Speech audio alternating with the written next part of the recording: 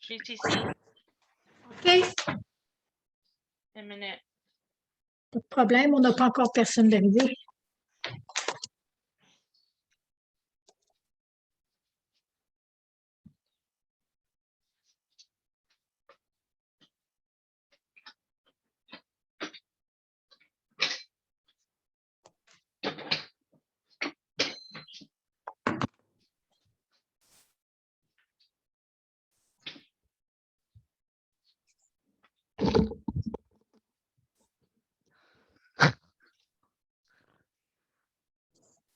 Ma mère, elle marche tellement fort pour une petite courte madame. Je sais, c'est elle. Si tu l'entends. Je sais, c'est elle, puis pas mon mari. Mon mari, il a un différent pas. Ma mère, c'est pam, pam, pam, pam, pam. C'est comme, tu sais, mon mari est 6 pieds, whatever. Ma mère est 5'2", puis c'est elle qui marche plus fort. Imagine. Oui, je sais toujours, c'est elle, quand je suis en cave. Bam, bam, bam, bam, bam. Comme on dirait qu'elle marche sur ses talons ou quelque chose, je sais pas. Ah, peut-être. Hey, Danielle, Oui. have you ever heard of BCC? Quand tu envoies des courriels, Non. tu aurais pu faire un courriel à place de, je sais pas, 20? Mais c'est parce que quand j'ai lu le courriel, le message à Dominique, j'ai dit, oups, tu sais, l'autre fois, là, j'avais fait BCC. OK? Parce que l'autre fois, j'avais mis tout le monde dans le même bloc. J'avais envoyé à tout le monde. Fait que tout le monde voit les adresses de tout le monde. Et tu sais quoi, BCC? Non, mais j'aimerais bien savoir. C'est blind copy, whatever. C'est blind. So, tu envoies un courriel à toutes les personnes, tu le mets pas au destinataire, pas à CC, tu fais BCC. C'est blind, puis tu fais un courriel à tout le monde, le même courriel, mais personne ne voit les adresses des autres. C'est ça, BCC. OK. En français, ce serait CCI. C'est le troisième choix. Tu as C'est le 3 troisième choix, fois. c'est le Oui. troisième. Fait que Oui, tu rentres tous les noms là-dedans. invisible. Oui, tu mets tout dans la case de CCI invisible. Parce que j'ai ri, puis j'ai ri, puis j'ai ri quand je suis en train de supprimer tous tes courriels, puis j'étais comme, comment que Daniela sait pas ça? Comme, what? Non, non. Parce que, my God, comme je t'aurais pas demandé de faire ça tout seul, j'aurais splitté la tâche, là, mais Mais non, j'ai mais dit, moi, sur le coup, j'étais pour le faire comme je l'avais fait pour les francophones. Après ça, quand j'ai relu le courriel, les messages de Dominique, j'ai compris son message que les autres ne devaient pas avoir le courriel des autres, là. ben oui. Puis c'est correct. Fait que ça, j'ai tout envoyé. OK. Puis ça, je me demandais, il n'y a pas un moyen de tout envoyer ça de shot? Oui. Est-ce que toi, tu as le contrôle pour faire le partage d'écran là-dessus? Je vais te dire ça. Faut-tu que je fais quelque chose? Non, je l'ai. Oh, OK. Weird. Est-ce que Dominique était ici? Ah. Non, Dominique n'est pas là. Ben, qui t'a donné le... Whatever. T'es là. C'est le Sais-tu contrôle? quoi? Je pense que quand j'ai rempli les coordonnées, puis j'ai ajouté ton nom, tu sais, là, j'ai ajouté ton nom dans le co-host en bas, tout ça. Je pense OK. qu'automatiquement, nous deux, ça nous a donné le. OK, on a quelqu'un dans la salle d'attente. OK, où tu vois ça? Ah, oui. Michelle McKay, est-ce qu'on la rentre ou on attend? On peut la rentrer, il y aurait juste 2 minutes. OK, Fait que, on va dire bonjour. OK. So là, cette fois-ci, je vais faire la même chose que la dernière fois. Je vais regarder au chat d'abord si toi, tu fais ton partage d'écran. OK? Oui, parce que moi, je vois rien. OK. Puis là, je vais en ligne pour la présentation. Pour les vidéos, voir si ça va mieux aller. Oh, so in the waiting room. OK. Ah, Weird. oui. So là, ils vont rentrer quand ça... Non, si tu vas à côté, là, regarde, admit, Okay. admit. Fait que je vais commencer à en faire entrer, puis toi aussi. Okay. Waiting room joined. Admit. Okay. Wait, je vois ce que tu veux dire. Ouais. We'd better start speaking English there, you and me, Danielle. Welcome, everybody. Again. Bienvenue. We're just laughing, Danielle and I. Our first language is French, so I'm like, hey, we got I to. don't understand because you seem to be getting along great, right? Yeah. Oh no, we get You along guys are great. making out. Like, I don't know. Did something happen? Maybe he met somebody else. Maybe he was dating more than one person at a Maybe. time, Yeah. right? That's definitely also a possibility. Yeah. That crossed my mind too. Yeah. I mean, if he was seeing more than one person, then definitely, yeah. So think I joined Michelle, I don't know if that's confidential, personal Oh yeah. conversation you Okay. have going on about the dating All right. world Well, of I don't know who. you hadn't had dinner yet because you're 3 hours. Yeah. I have not. Hello, Michelle. Well, enjoy your evening. I gotta go to a webinar. I've seen Luke all week, so I don't know what's going on. That's so Have a good funny. webinar. Okay, love you. Still on the webinar Oh, train. oh Bye. sorry.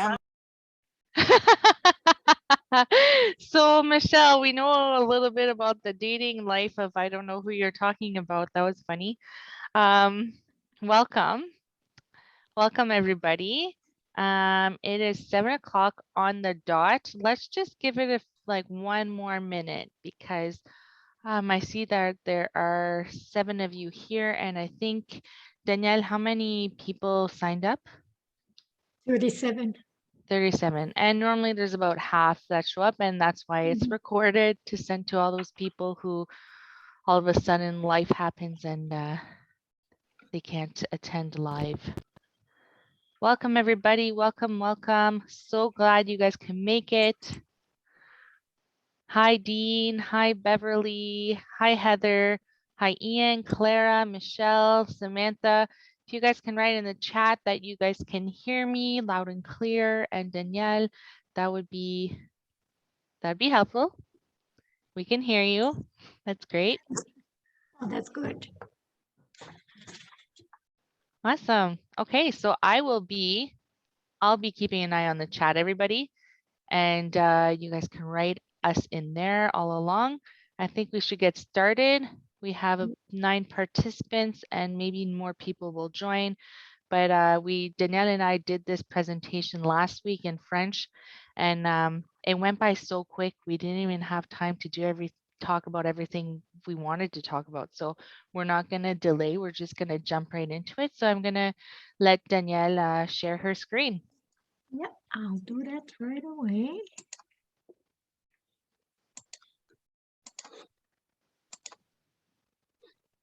So just let me know when you We see the can full see. screen. You can We see can good. see, yeah, we can see your screen. Awesome. So welcome everybody. And the title of our presentation tonight is the how to live reconciliation, specifically in the education field. And I think most of you are most likely in that field.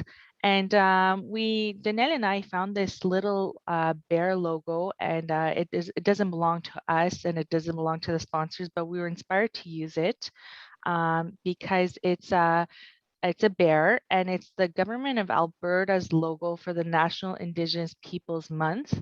And the bear, from the teachings that I've received from elders in my area, and I know it's common amongst many First Nations, is that it stands for courage. And it's one of the 7 grandfather teachings, if you've ever heard of those. And I think that it takes a lot of courage to work in that field of reconciliation and in education. And so the bear stands, I think we can look up to the bear and have that bear in mind to find that courage within us, that bravery to speak truth and to act, because we often say reconciliation. So I look up to the bear for that. And so that's our little inspiration for this whole webinar, really. And yeah, so I'm excited to be here. We have a jam-packed hour. I'm glad you guys could all hear me. And let's carry on, Danielle. So just to inform you, the webinar will be recorded so that you may also listen to it later. If you don't want to be recorded, please just leave your camera and microphone off. Thank you. Oh, I'll admit somebody else. Oh yeah, just admitted. And Oh. welcome, Susan. Welcome. We just started a couple minutes ago. And for those who don't, I mean, the reason the bear represents courage for many reasons, but one of many is we often use that phrase of mama bear. You know, I'm a mama bear. I'm very protective, and no human would dare get in the way of a mother bear and her cubs, for instance, right? Like they're the most dangerous. So humans are like, you know, can be very much like mother bears in protecting the most vulnerable, which is the children, obviously. Welcome, Keely. And so that's one of the reasons why the bear represents courage. So a little bit about who we are. I'm not gonna read off the screen. I'm just gonna tell you a bit about myself, but you can read if you're interested. My name is Mélanie Smith, Annie Bourgeot. I'm a Métis and I live in West Nipissing, Ontario. I'm a Francophone. My first language is French. I grew up with a little bit of Michif, but didn't really knew that I was speaking it or my grandma was speaking it. It was more like bad French. So I've learned to correct people about that. I've worked 10 years in the field of Indigenous education for 2 French language school boards and other organizations as a contractual person. And yeah, my academic background is in Indigenous studies. Danielle? Hi, my name is Danielle, and I'm really pleased to be here with you. My first language is French, like you can hear it for sure. I'm a retired teacher. One of my positions I held before retiring was Indigenous education consultant. I work with the 12 Francophone school boards.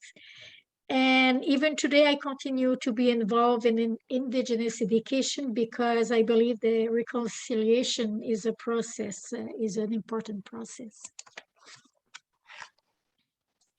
So we would like to ask you to reflect on the territory you find yourself on and recognize that Indigenous people have used these lands for thousands of years. In addition, we would like to acknowledge their descendants and the treaties that exist in your area, and that Okay, all I'm just going to get treaties, my earphones because I can't hear you very well. Okay, who's talking? Is it Keely? Oh, Okay, thanks, Keely, for muting your. Awesome. Where was I? Where's my train of thought? Oh yes, it's on the screen. So so we'd like to acknowledge the treaties that exist in your area, and that although these treaties were signed many years ago, they're still very relevant today. And there's also some unceded lands to be mindful of as well. So we also recognize that Mother Earth continues to be the home of Indigenous peoples, including in my area, Anishinaabe, Métis, Inuit, and all non-Indigenous people. So it is in the spirit of sharing that we will collectively protect and respect these lands, the water, the animals, and each other for the sake of peace, friendship, and most importantly, the future generations. Often you'll hear about the 7 generations. So that's keeping the future in mind. So here's a map of a National Geographic Atlas of Indigenous peoples in the background. And yeah. So you can write where you come from, where if you know the territory where you come from, you can write it in the chat. And same thing for your question, you can write all the question in the chat, and at the end we will answer the question you have. Yeah, and if I can answer the questions during, we'll try. But if it's a big long question, we'll keep it for the end. But I don't want you guys to forget any questions, so just feel free to use that chat, and I'll keep an eye on it. So at the moment, if you know what territory you reside on or you work and live, it's a good time to share. And if you don't know, then that's a good homework to have because it's a good okay, so Susan is saying she's in the Three Fires Confederacy. Awesome. Thanks, Susan. So Heather is saying she's in, Mississauga is a New Credit First Nation. One of my best friend works there, Nancy Rowe Henry. Michelle, awesome. And Lance of Scugog. I've been to the Scugog powwow one time. I live in West Nipissing, like I said, so it's the territory of Nipissing First Nation, Robinson Huron Treaty, and so does Samantha. I live in the Robinson Huron Treaty. Danielle, where do you live? I live in Virginia town, and it's a traditional territory of the Anishinaabe people designated in Treaty 9. And the two First Nation nearby where I live is Metachuan and Beaver House First Nation. Awesome. So this session is being brought to you by OECM in partnership with Dell Technologies and Advanced Learning Partnership. OECM is a nonprofit organization that is partnered with Ontario's education sector. This webinar was created in collaboration with many Ontario educators to support them. And the other, ELP, is a consulting firm led by learners in service of learner, positioned at the intersection of education, innovation, and leadership. They are firstly committed to the idea that people and teamwork drive transformation, not technology and programming. All right, I really think that everybody knows how Zoom works. I think since COVID, we haven't had the option to not learn how to do all these video calls and video meetings. So in case you don't know, here's a good little screenshot of what the different icons do. So I've noticed people muted themselves. That's great because you're welcome to unmute yourself if you wanted to ask a question, but there's also, we recommend the chat primarily. And yeah, the video, and you can also do little reactions. So if you think we're doing a good job at some point, you can do a little smiley face or thumbs up if you want. And like I said, I'm keeping an eye on the chat. Thanks, Melanie. We have two goals for you. We hope that you will gain a knowledge of all the resources available for you and that you will be able to commit the gestures of reconciliation. So I'm going to start off with one of my greatest role models in the work that I've done in the past decade. And I've always looked up to Maurice Sinclair. He's actually recently retired as of January of this year, but he's such a funny guy. I think he's what's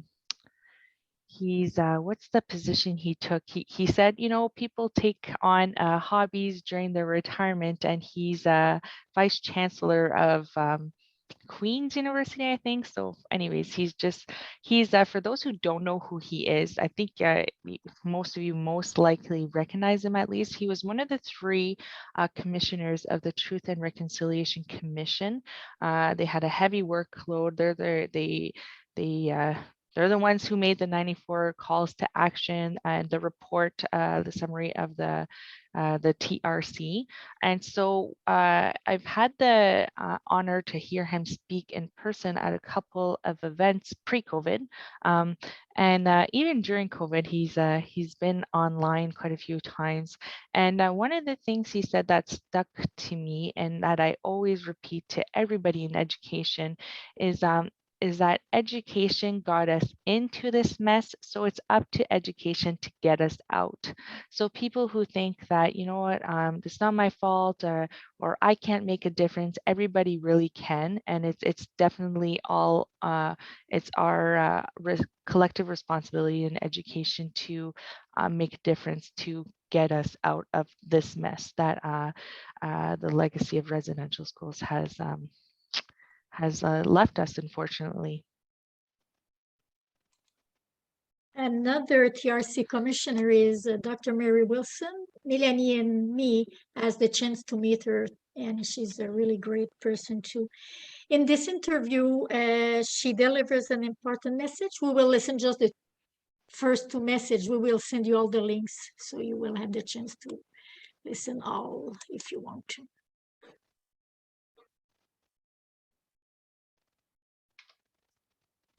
I think the issue of how people feel is relevant only in as much as it determines how people act. Wringing our hands and crying and feeling shame and humiliation has been a huge part of the reaction that many non-Indigenous people have expressed as they have learned about this. But they also realize, and we have certainly been insistent in saying this, we can't stop with that. We have to now that we know, what do we do about all this? And I think the thing that has been the greatest learning curve, because everyone wants to believe, well, this had nothing to do with me. I wasn't part of that. The fact is that we live in a country where we are all bound by our laws. We are all affected directly or indirectly by government policies. And we are all deemed to be citizens within this country. And so everything that happens to one or some has a bearing on all of us. In this case, one of the common reactions that we hear, especially from the young people, because we've made a very intentional effort to reach out to high school students and to have them learn about this history, engage with survivors and so on, those young people are mad. They are upset that they have learned about trouble spots in so many other parts of the world, conflicts in so many other parts of the world, but they have not been taught a complete history of what happened in our own country. But having said that, what's really encouraging is that they want to know, and they immediately see the unfairness of it, the unjustness of it, and they immediately talk about what they are going to do, what they're going to do and go home and tell their parents, what they're going to. That makes me think of something that somebody shared at the last workshop. Was somebody said it's the duty of memory, and it's actually, if you guys Google that, duty of memory, or in French, devoir de mémoire, is something. It's kind of it came up after World War II, where it's the collective duty of memory, where citizens have this duty to ensure that this doesn't occur again. So I think we have the duty of memory when it comes to residential schools, just like the commissioner just shared with us. Mm-hmm. The TRC commissioners submit a report of 94 calls to action in 2015 already.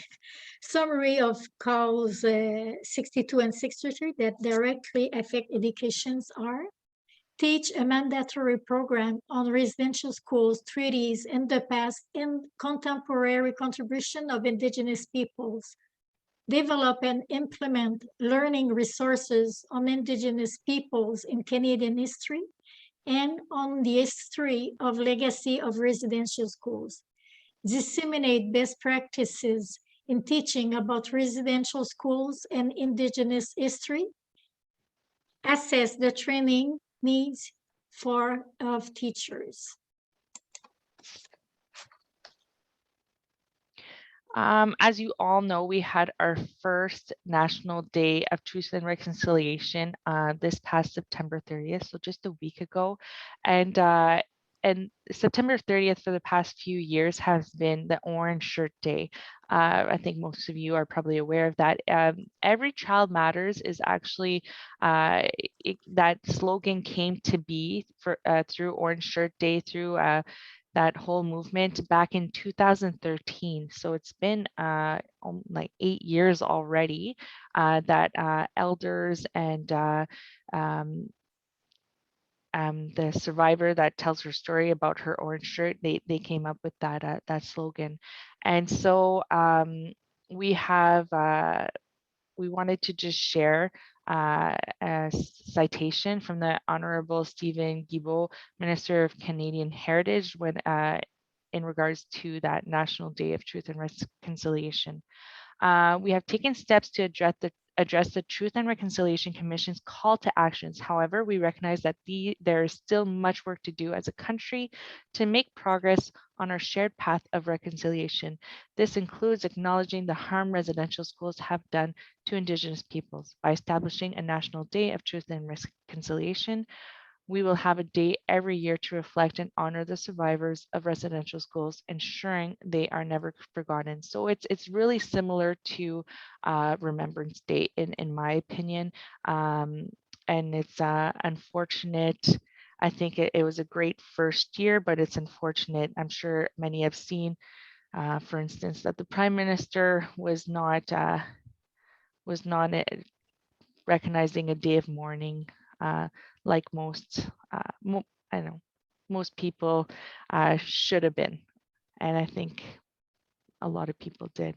So if you didn't have a chance, I feel like for people in education, anything going on in September in elementary and secondary schools is like September. Everybody says, you know, September's too soon. But, you know, if you didn't have a chance to really mark September 30th in a meaningful way, it's really not lost until next year. Don't feel like you've lost your opportunity because it was a one-day event.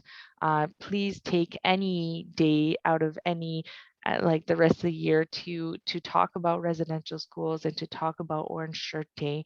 And you know, with especially with more and more discoveries of where bodies were hidden in graves at the residential schools and near them, that could be a good opportunity to you know, to reflect on this topic. And just like you said, Melanie, this spring, the country was struck by discovery of anonymous children's grave near residential schools. However, several Indigenous people had mentioned it in their testimony during the Truth and Reconciliation Commission. In memory of all these anonymous children, let's keep a minute of silence.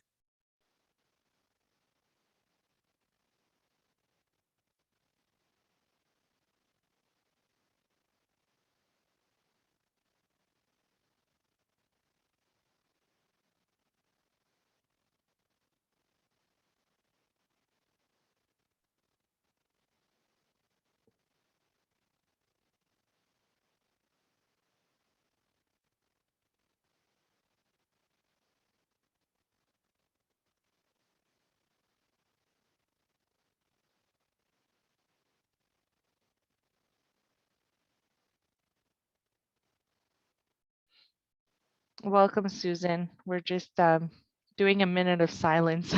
I didn't want you to wonder if the sound wasn't working.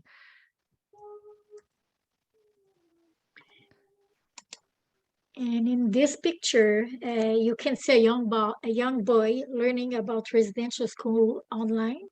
If you would like to listen to some testimonials from residential school survivors, hundreds are available at the following website: the National Center for Truth and Reconciliation and the Legacy of Hope Foundation. And I really like to go to that site because there's a lot of testimony about Inuit and Métis and First Nation in French and in English. So that's a good place to go. I'm thinking that there's probably testimonies in different Indigenous languages as well, like in Inuktitut. I'm quite sure that there's some of those as well. And so these are pictures I taught online briefly last year, and these are pictures of Orange Shirt Day I did with students in grade 1 and 2. And I just wanted to give it as an example because a lot of people in the school system, or if you're parents yourself, a lot of people are hesitant to talk about residential schools at a younger age, primary level. And I really think that that's a missed opportunity. Obviously, you know, the information needs to be very much modified. for the age level and the maturity level and the emotional level of the children. But this is a success story I had with 7 and 8-year-olds, where we actually read Phyllis's story, the one who started the Orange Day movement. I think she's 53 today, so just keep that in mind. A lot of people think that it's something of long ago, but it can be very recent for many. And we talked about the story, and the children, they all pledged to to care for. They all chose a word and they wrote it on their orange hand that they decorated at home, and they chose a word and they pledged to treat all children fairly and with love and with respect. And so some children wrote love each other and help each other. And there's different ways that you can get involved and take action, and that can be more and more in depth as the students are in higher grades. And you can definitely, like I said, touch back on the subject throughout the year.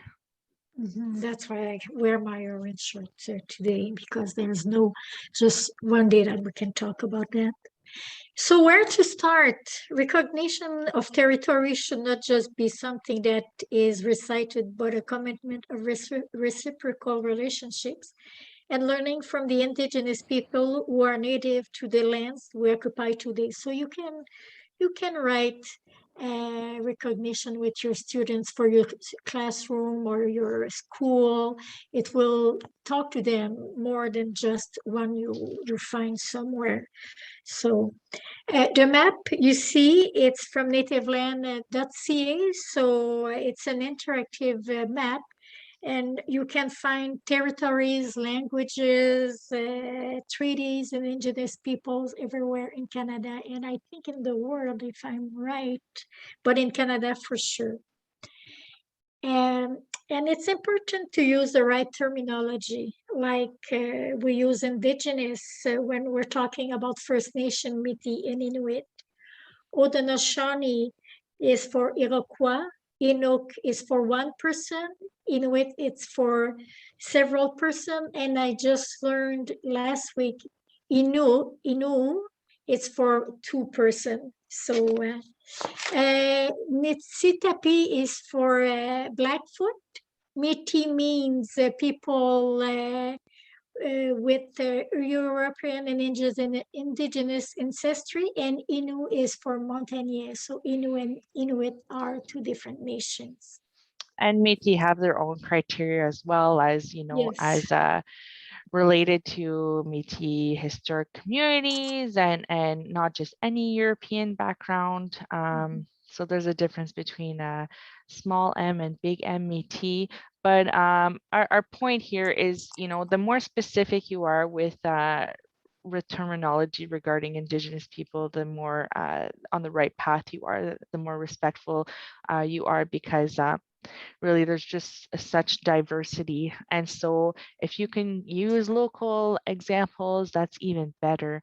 And a little bit about respect, like everywhere, knowing and using few simple phrases of local languages is a powerful gesture to communicate respect and culture. And when we think about the mess that we've inherited in education, it's our fault. It's the education system's fault through residential schools that so many Indigenous languages are in fact in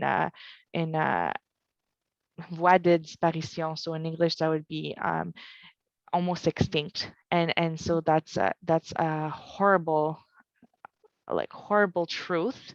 And I think I'd love Canada to one day, have Indigenous languages at the same level of respect and funding as French. Obviously, that's not the case, as we all know. So a powerful act of reconciliation you could do is start learning, a local Indigenous language, and start using maybe learn one word a day with the people you work with or the students you work with is really a good thing to do.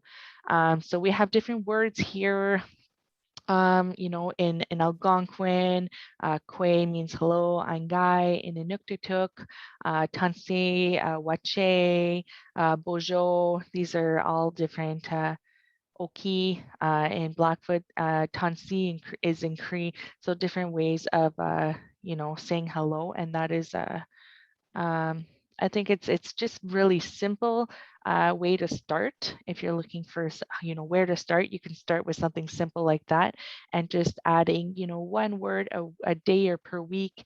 It's something you can do and easily, and there's resources out there to help you with that.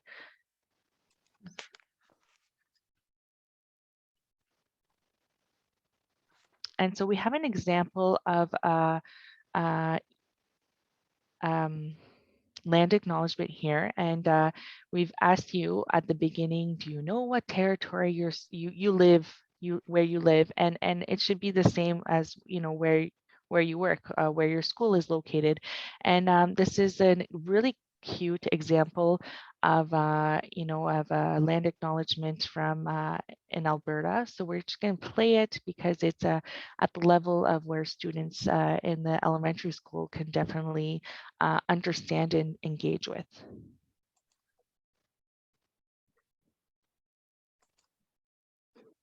Hi, my name is Henry Drew, and I am a staff here at the Calgary Public Library. I work at Central, and I've been asked to do a little video to help educate people on land acknowledgements.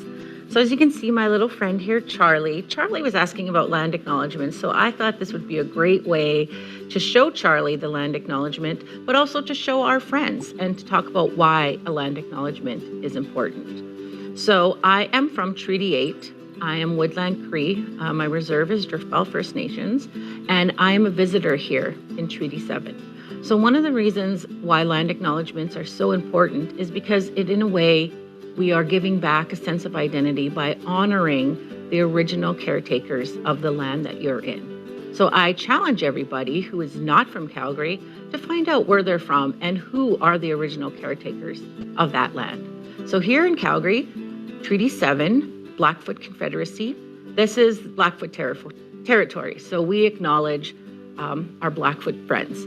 So I'll go through it once and then I'll do it for you. So it's kind of, so we start with our 7 fingers because we are in Treaty 7. So today we acknowledge our Treaty 7 friends. So this is sign language for friends. Where the Blackfoot meets at Elbows Bend. Soon came the Sutana from the Beaver clan.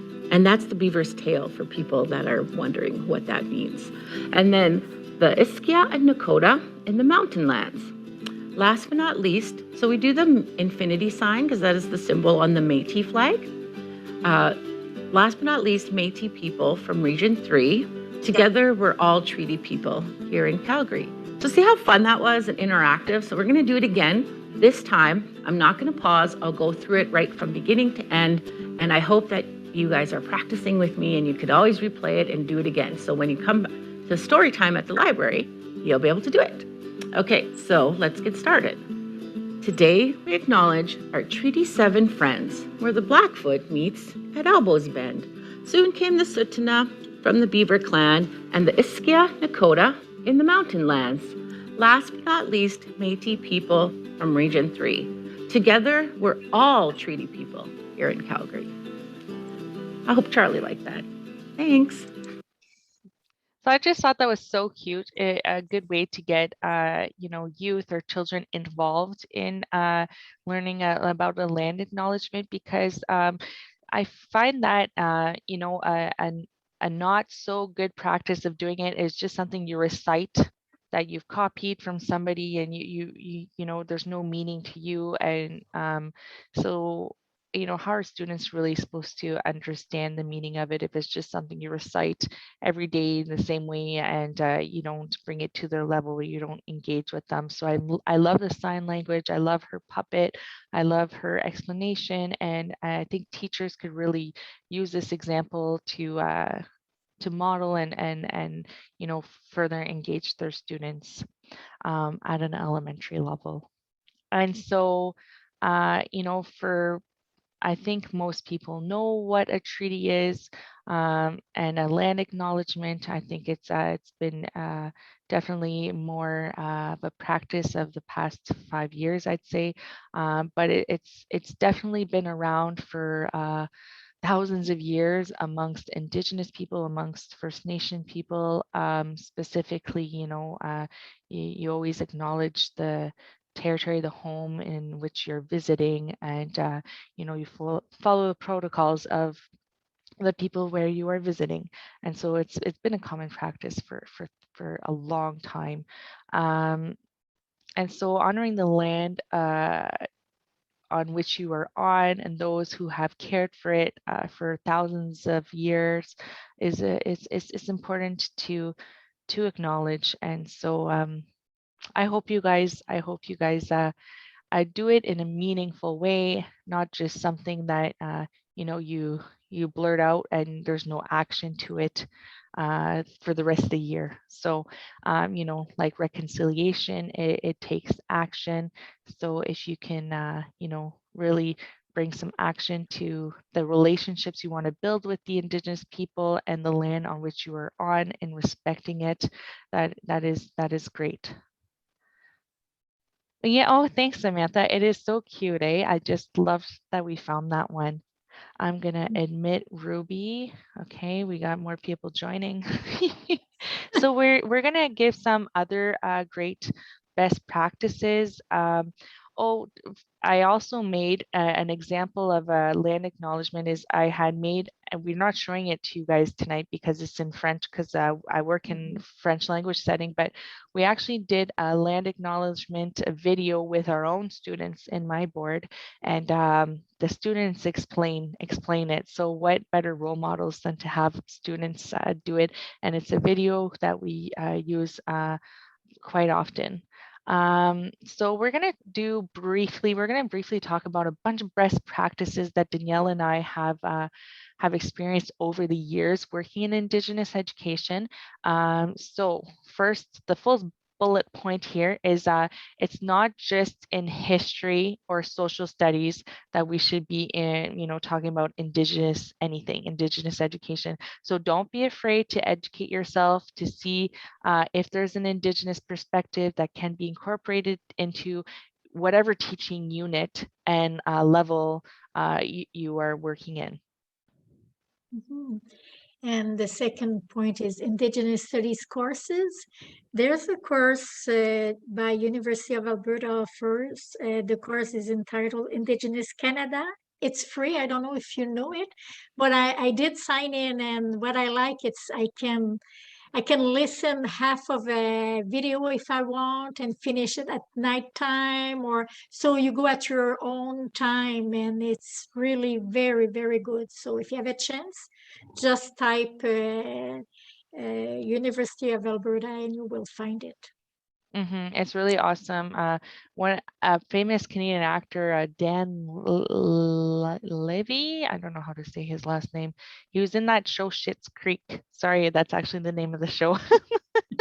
And he took it and he was a really good advocate for it. So I feel like it got a lot of promotion. But if you're looking for other organizations that offer professional development, there are others as well. NVision, letter N, Vision is another organization, Indigenous owned and operated organization that offers excellent professional development too. And so our next example is pedagogical days. So professional learning days that you have in your workplace setting, if you can't have one entirely dedicated day to Indigenous education, most people won't, unfortunately, then at least have a small snippet in every single one goes a long way, because really Indigenous education can be linked to anywhere and any subject. So if you have a math day, there could be definitely a section in that math day. There could be a small meaningful section in any professional learning day to incorporate Indigenous perspectives into that day. And for the training, there's different training offered.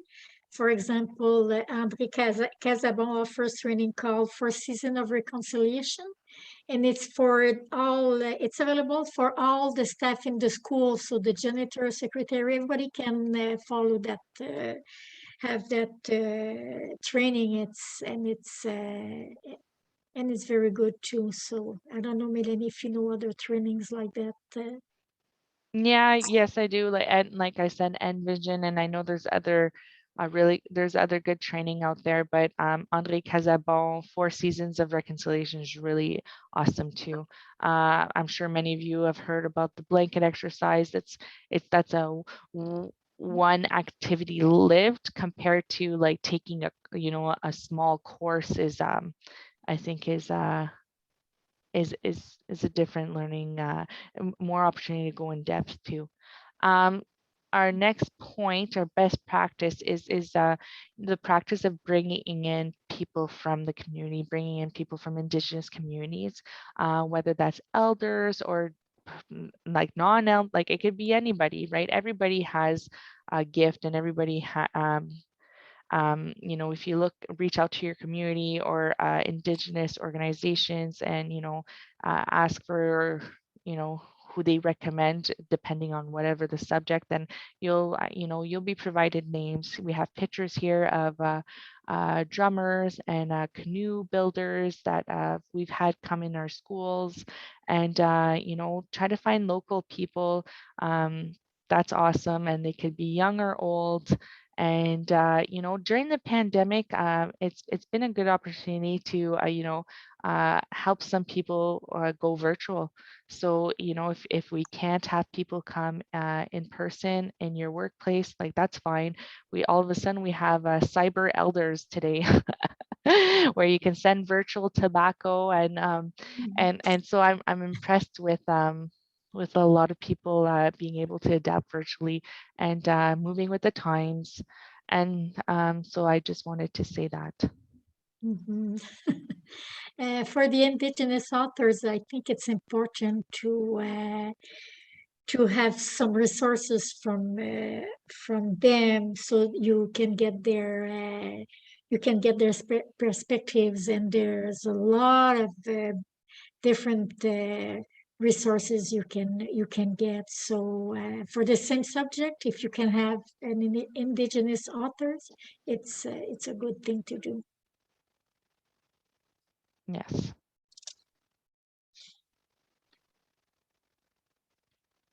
Next. Oh, Right, Danielle? Are we no, next I now? thought, yeah, I thought you will talk about community partners, but Oh yes, okay, sorry. it's okay. And well, we kind of did, like one of the reasons why you Yeah. want to have, Indigenous community members come into the schools is you want to have authentic voices in your schools. I mean, you guys can read the PowerPoint, accessible models, develop cultural competence, and having regional presence. So sorry. I was like, That's they'll great. read it. They'll read it off the slide. That's Everybody. right. That's right. So other activities related to treaties you can do during all year, not during a treaty week or something like that. It's if you the book Robert Munch, A Promise is a Promise, helps explain the concept of treaties by using the word promise, and it's an Inuit story talking about the importance of keeping promises. And it's a good way to talk with the young one about treaties. Promise, they will understand what is a promise. So we can start in kindergarten with that book. The hand shows a group of promise and individual promise made in the classroom. At the right, the bracelet shows friendship bracelet shared between students as a promise of friendship. So that's activity is easy to do in the classroom. And here is a pin that I've made with secondary students and even primary students. You can link it to not only social studies, but also to math and also to visual arts And so we beaded little mini wampum belt, and this is the first treaty that was made between First Nation and European nation, which was actually the Dutch Holland. And so prior to that first treaty in 1613, First Nations people had treaties amongst themselves, but this is the first between First Nation and European nation. And for those who don't know about this treaty from so long ago already, it represents, and it was between the Dutch and Ongwehoing. So it represents basically it represents like until the river flows, like this treaty, and the sunshine and the grass grows, like this treaty is in effect. So it's not expired today, and it represents like the two purple lines. So wampum is actually, for those who don't know, it's actually like a shell that was made into a bead, and that's like the wampum belt. And back in the day, these little beads would take one person like a day to make one bead, and these belts like had thousands of beads, so you can really see the significance and thought and meaning that went into these treaties on the Indigenous, like First Nations people side anyways. And so it represents like a respect and friendship amongst the nations. And the two different purple lines represent non-interference, so living, sharing the land, sharing the space, but non-interference, and like equality, like there's no patriarchal kind of relationship here, where we share the land as brother and sisters, and we respect each other's differences, and we stay in our own canoe. We don't go and try to steer the other person's canoe or ship. So that's basically the like most summary version I can make of what that treaty means. Here are examples of good practices integration of our subject. In the picture in the middle, you can see a grandmother in a classroom sharing stories with the children. And this activity can be done online if you don't have a grandmother near in your area. And the book she has, through this pebble, can be read at different levels. And you can do the rock activity it suggests in.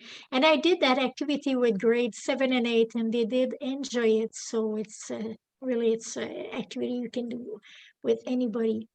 At the left photo, it's the MAMU project we did in Hearst, which involve artists in residence, the local schools, the community of Constance Lake, and the town of Hearst. And it was organized by the University of Hearst. The photo at the top right shows a visit to a cultural land. The last photo shows a Métis game in physical education. And like I said, we will send you all the links and all the information we presented during the webinar. So you will have all more information. Probably tomorrow night. We'll see. In this PowerPoint, we can see a few pictures related to mathematics. So like I said earlier, reconciliation in education is for everyone and everywhere. Please, be a learner for life and find the opportunities where you can incorporate into whatever you're teaching and whatever grades, because like the opportunities are really endless. So these are examples in mathematics. So it's actually a field of study called ethnomathematics. If you want to look up, like there's work by Dr. Lisa Borden or Dr. Ruth Beatty. Those are two really renowned people who do research in this work. So the first picture on the left is an exposition of some students. Just a second. Okay, there you go. Of some students' work where they each student found their own cultural practice whether it was this is an example of basket making, and they found the mathematical links into that traditional or contemporary indigenous practice. So, there's geometry or patterns or numeration and volume and division and air, all tied to making, making a basket. And I think that was that's a Mi'kmaq community or Mi'kmaq style basket. And we also see beading and loom work is a style of beading. And Danielle has experience as well with launching projects in ethnomathematics. And one really cool project I did right before COVID, we were right in the smack middle of it, is that we were learning links between learning how to finger weave a Métis sash, like with la laine, c'est quoi en anglais? Wool. Yeah. Finger weaving. So learning the math with the finger weaving, and then doing it on the computer with coding. So the students would figure out how to code a sash virtually. It was really cool. And the students were so into that part of coding. And that was with grade 8 students. So I'm just going to show a really short video of the finger weaving. So the students, Heather says she's done that.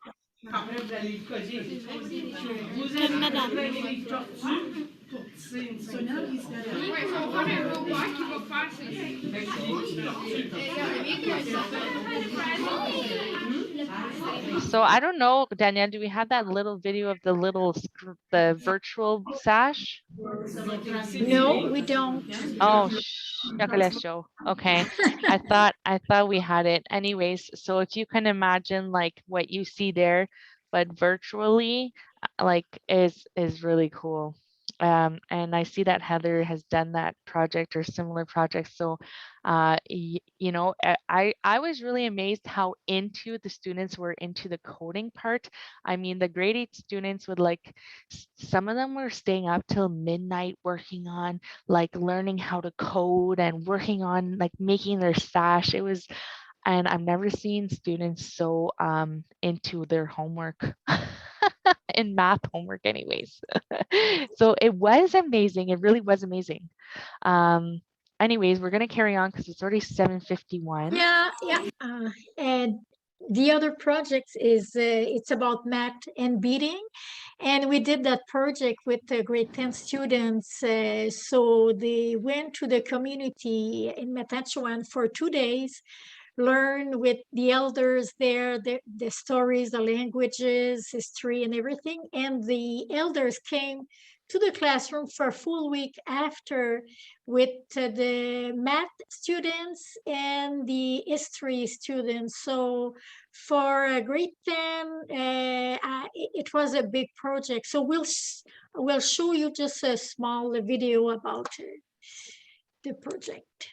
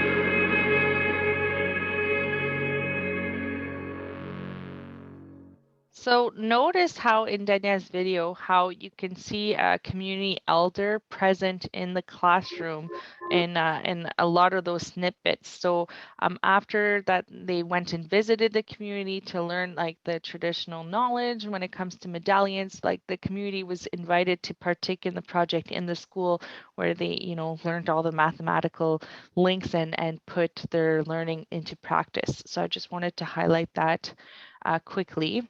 Also other examples of, for everyone and everywhere is it's important to note that it's really Indigenous education, reconciliation in education. It shouldn't just be one event in the year and it's over and it's done with. There really should be follow-ups in the classroom.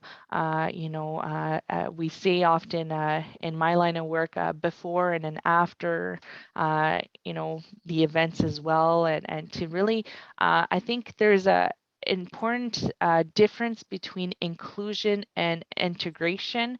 And maybe for you, you might start with just integrating here and there, and that's a great first step. But to have a meaningful reconciliation in education is really about inclusion, and inclusion is it's being included everywhere. So these are a few pictures of other projects. I won't go into too many details here just because of the time, but in one school and in a few schools, we had an Indigenous Culture Club, and tons of students joined on the lunch hour, once a week, and it was for non-Indigenous and Indigenous students, and we just went with, student-led with what they wanted to learn. So, and then we went from there. So we have 5 minutes left. So we're gonna try to zoom through the rest of the 5 slides. Okay, Danielle? Yes, that's what Okay. we'll do. So with those two projects, it was to have some accessible role models. So you can do it in your school too. So it's just some a little resume the kids did and explain what they like. And the other one, we put like that poster, this one at the right one, once a week in the corridor. So student can go with their phone and just discover a new reference. So it's an activity you can do easy. This is just a little thought, and I wanted to share with you. So long ago, we traveled in the same canoe on the same river. We shared the same resources, as sharing is important in our Indigenous cultures. It reminds us of the teachings of the circle where we are all equal. But somewhere along the way, we got lost, separated. Now we have the opportunity to share again. Among other things, our Indigenous cultures. So know that we have always been in the canoe waiting for you. The canoe is still there, and so is the paddle. You just have to take it back so that we can travel together again on the same river in the same canoe as equals. So I won't go through all the resources, but there's a variety of resources, and we will send you all the links. So we will invite you to just Yeah, you go. guys have homework to do, There's and you don't have to reinvent the wheel. There's a ton of really great resources out there that maybe have links to what you're already teaching in whatever subject matter. So we're going to list some in an email, and we're giving you, we're begging you, we can't do this work without you. Everybody has to jump in when it comes to reconciliation in education. And we really, we believe in you, and we think that teachers are lifelong learners. So go and learn from those awesome resources that are already out there. And so there's also great resources linked to social justice projects. Like I'm sure you guys have heard of Have a Heart Day, or Kairos, or Shannon's Dream, or Project of Heart, or there's a ton of really great. If you want to start somewhere, social justice is a great way to. So there's Dean is with us. Hi, Dean. There's prizes to give away, so don't leave. We have 2 minutes left and there's prizes. So we're gonna finish this last slide, and I'm gonna ask you, what are you committing to as a gesture of personal and professional reconciliation? And there are some words I heard during a conference. Reconciliation begins in one's own backyard with how we talk about Indigenous people behind closed doors. So we'll send you the. So Dean, you said Dean is there, and He is there. Dean's saying there's prizes, and Danielle and I can't win, so you guys have to stay if you want to win the prize. Okay, so to win a prize, I think it has to do with a survey, and I'm gonna put the survey into the chat. I hope I have the right survey. Dean, if I don't, please correct me. Oh, I didn't mean to send that to just one person, everyone. Sorry. Let me try that again. Okay, so I just put a link. Dean, please correct me if I'm wrong. That's right. No, I think you All got it. right, look at me. So please take a minute to fill out that survey. I don't think it's very long. And Dean says that there's prizes, and that's very exciting to me. I love prizes. And I hope, thank you, Miigwech. Merci for being here tonight. thank you, everybody. And I didn't see any face because I couldn't see anything, but I can see names now. So, oh, thanks. I can see one face. Well, I Thank just you want to so say, much for your time. yes, and I want to say on behalf of ALP and OCM and Dell, we just want to thank both Melanie and Danielle for this. I think I speak for everybody when I say this is a group that's, and I think you addressed it, like, we don't need to know the why anymore. We need to know the how. Like, we need to get going on these kinds of things. And you just offered us some tremendously practical things. And every time you talk to teachers, I want to do it. So just give me something that I can get started. And just the breadth of this. So we're just grateful for both of you. So we thank you. So before you go off and do your thing, I have a couple of prizes to give away. So what I'm going to do is I'm going to spin and I'll share the wheel just so that it looks as legit and authentic as we can here. Where is my screen? I got so many screens. I was trying to do a drum roll. Well, you can, there you go. What? Wheeled names, there we are. Wheeled names, is this the right one? You see wheeled names? I see wheel of names. All right, let's spin it. We're going to give away 2 prizes, and the prizes, by the way, I think are brought to you by Intel, so they are contributing these. And I know there's people on here that have been on a few times, and maybe you've already won a prize. But guess what? What are the prizes? I think who's won a prize and can tell us what these awesome prizes are? Yeah. 'Cause I don't actually even know for sure. Aniel, have you won a prize? I have not had the pleasure Oh. of winning a prize, but I've been around so others can win, and I think it's either skip the dishes or some sort of Oh, Yeah, takeout. Uber Eats. Yeah, I Uber think Uber it's an Eats, Uber that's okay. what it is. card, Yeah. or and if you aren't near and can use Uber Eats, we'll figure out something else for you. So not to worry if Cool. that's not. That's Okay, here we practical. go. Everybody eats. Yeah, All right. and our first winner is. Yeah. All right, here's what I need you to do, Dominique. Dominique. If you can put your email address into the chat, I will grab that and make sure you get what you need. Okay, I could probably get it from the Amazing. registration, but it's just Like a huge probably winner. Thank you simpler. so much. That's really There it lovely. is. Thanks All so right, much. well, there's one more person. Well, I didn't take Dominique's name off, so if she wins again, she won't get the prize, but I don't think she's going to win again because this time it's going to be Beverly. Yay, Beverly. So Beverly, if you could do the same and put your email into the chat, I will grab that and I will make sure that somehow, some way you will get your prizes.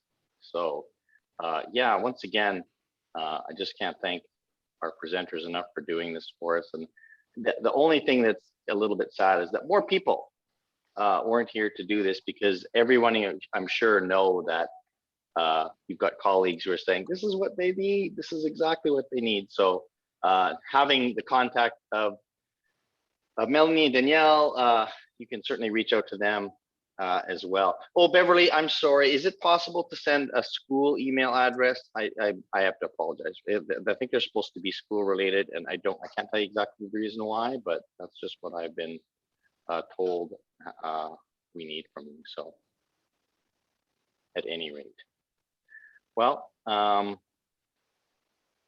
okay. Well, we'll see. We'll see if we can make it work somehow. Okay, well, again, thank you, ladies. And if there's anything you want to share as final words, that's it from me. Hey, thanks for being there, Dean.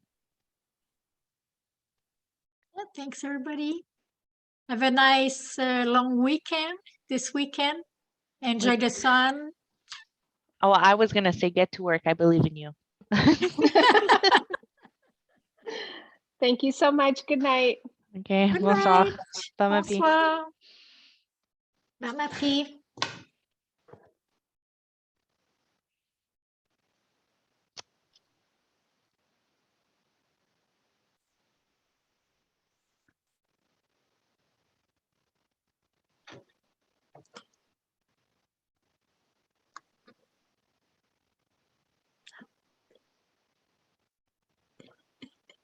On va arrêter l'enregistrement.